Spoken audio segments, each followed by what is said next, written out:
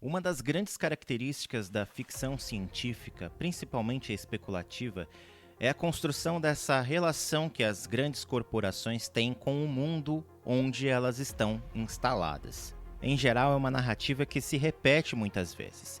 É uma grande corporação ou várias grandes corporações que possuem os meios tecnológicos, financeiros e humanos para transformar o mundo num lugar melhor, quando os indícios mostrados na narrativa geralmente mostram o contrário acontecendo. Podemos citar grandes corporações de histórias já contadas, como Skynet, Wayland, Tyrell, LexCorp, Arasaka, entre outras. Todas elas refletem um histórico de abuso de autoridade, influência, construção de culturas predatórias, mas o que isso de fato reflete na realidade? As clássicas obras do gênero apontam o potencial destruidor das grandes corporações como uma inevitabilidade. Mas por mais que as ficções científicas facilitem essa leitura de que as grandes corporações são instituições maléficas em que o seu negócio é a destruição, essa leitura maniqueísta, bem e mal, acaba sendo bastante cautelosa de se trazer para a nossa interpretação da realidade. Mas em certos aspectos isso acaba sendo facilitado por fatos. Coisas que de fato existem, acontecem, estão na nossa cara.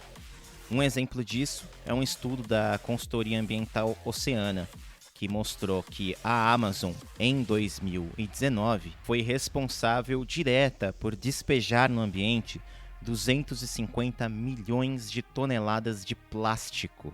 Isso em 2019. O principal item é o plástico bolha, usado para revestir as encomendas. Um ponto interessante de se analisar aí, neste caso, é como essa relação entre organizações da ficção e da realidade, quando a gente faz essa comparação, uma comparação muito turva, porque a gente vê claramente que existe uma via de mão dupla de responsabilidade. Por um lado, você tem de fato a organização, a Amazon como gigante, tendo essa oportunidade de gerar 250 milhões de toneladas de plástico que vão ser despejadas em oceanos, no ambiente e por aí vai, aterros e etc. Mas por outro, você tem os consumidores que promoveram de fato essa logística desse plástico, da produção, da necessidade de se produzir plástico, porque você tem uma relação recorrente de consumo.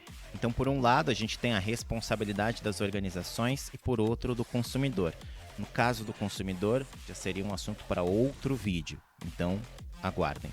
Por outro lado, existe uma preocupação genuína de algumas pessoas dentro destas grandes organizações sobre o impacto socioambiental dessas gigantes. Claro, não há como fazer uma comparação disso hoje, no sentido de o impacto ambiental negativo que essas organizações estão trazendo para o mundo, em comparação com um discurso sobre responsabilidade socioambiental. Isso não é de fato uma falsa simetria que eu estou tentando trazer aqui. São coisas completamente díspares.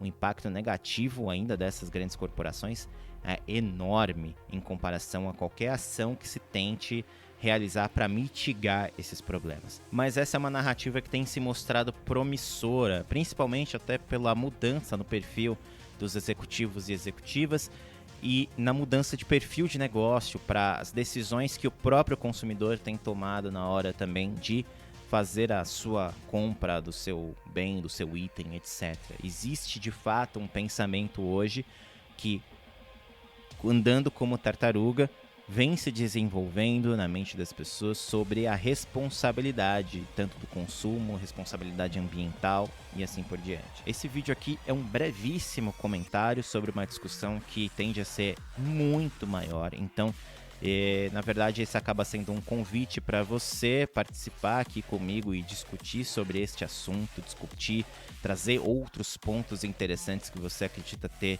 sobre essa discussão. Então, se eu falei alguma besteira, se você não concorda comigo, se você tem alguma coisa a acrescentar ao que foi falado aqui nessa introdução sobre o assunto, fique à vontade, escreva aqui nos comentários, vai ser muito bem-vindo, eu vou tentar responder assim que eu puder responder, caso tenha algum comentário, caso alguém veja esse vídeo, na verdade, né? Se você assistiu esse vídeo e se quiser, se inscreve aí no canal, que eu pretendo colocar mais algumas coisas no futuro, trazer outras discussões também introdutórias como essa. E quem sabe a gente tenha mais tempo também para explorar tanto esse assunto das corporações e fazer esse paralelo entre corporações ficcionais e reais e trazer outros assuntos também. Agradeço que você tenha assistido até aqui, um grande abraço e até mais.